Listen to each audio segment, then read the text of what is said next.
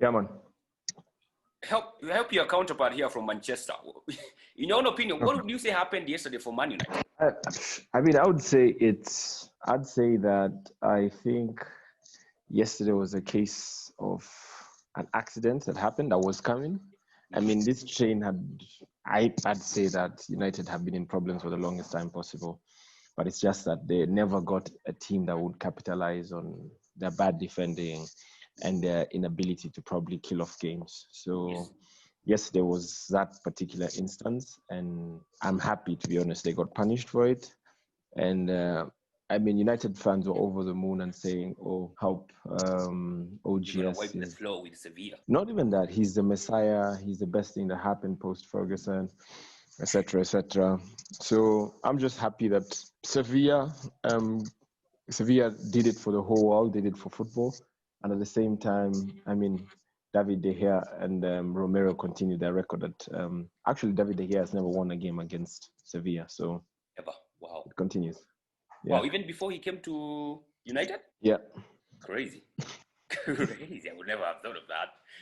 Do you feel like now Man United, when you pick a reality check jana, now they need like to focus on areas that do matter in terms of strengthening rather than focusing on areas as Sancho using a lot of cheddar to buy one player who they don't necessarily need, while they could have other areas where they could actually improve on? Yeah, I mean, I've been as a City fan, and this is going to sound a little bit very ironical.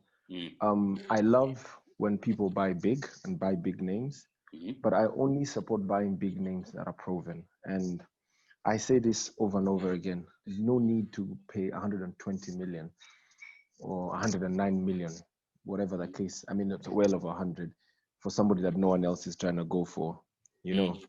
I mean, if it's a bidding war between United, Barca, Real Madrid, then, I mean, 3 managers have seen the quality of this particular individual. Yeah. So go ahead and get him, yeah. Other than that, I don't see a reason why you need to pay. I mean, they paid 80 for Maguire. No, I mean, nobody was chasing Maguire. I mean, City said that it was well over the price range. They bought 50 for Aaron Wan-Bissaka. I mean, Bissaka has had good and bad games this season, so I like him. I kind of sort of like him. He's a traditional old school defender, but putting 109 million or 120 million pound price tag on a 20-year-old, that's not gonna come and give you 30 or 40 odd goals a season. I think that's bad business, to be honest. And I'm looking at it from the perspective of how best they can use that money and probably go in for a Koulibaly, because I know City is going in for Koulibaly. Like, I know Pep looked at his team. I know Aymeric Laporte, his time is, I mean, he's the next John Stones, and he better get ready because it's coming. I know the likes of Fernandinho might not play for us again next season. I mean, he's definitely going to be the captain and everything, but he's not going to play. I know Pep's probably learned his lesson, and Pep's trying to put together Galacticos. I hear apparently City have 300 million to spend, but he has a plan, and I feel like OGS probably doesn't have a plan. I mean, buy a right winger. I mean, he's 20 years old. I don't know, give you maximum, 15 assists a season? Going up for that guy when they have issues like their left back position is not you feel like they maybe do with another midfielder. You feel like maybe they do with maybe a total complete striker. But Sasa, 100%.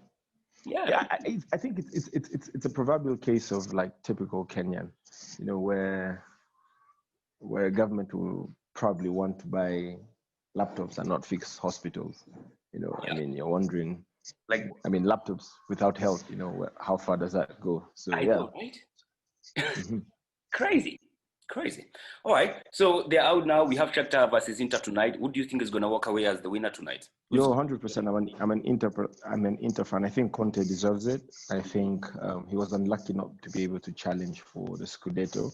Yeah. So I mean, Shakhtar is a good team. Tyson and all these guys. I mean, they're a really good team. They've played together for quite some time. Yes, they are. But your Inter's looking like a good team.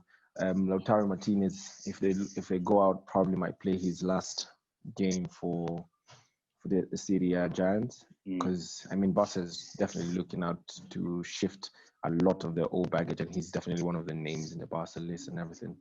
Yeah. But I'm big on Inter winning the whole trophy. But one thing I've noticed, and with this whole Club 2020 and the Europa League, whatever they call it, is that I mean I think this should be the new direction for football.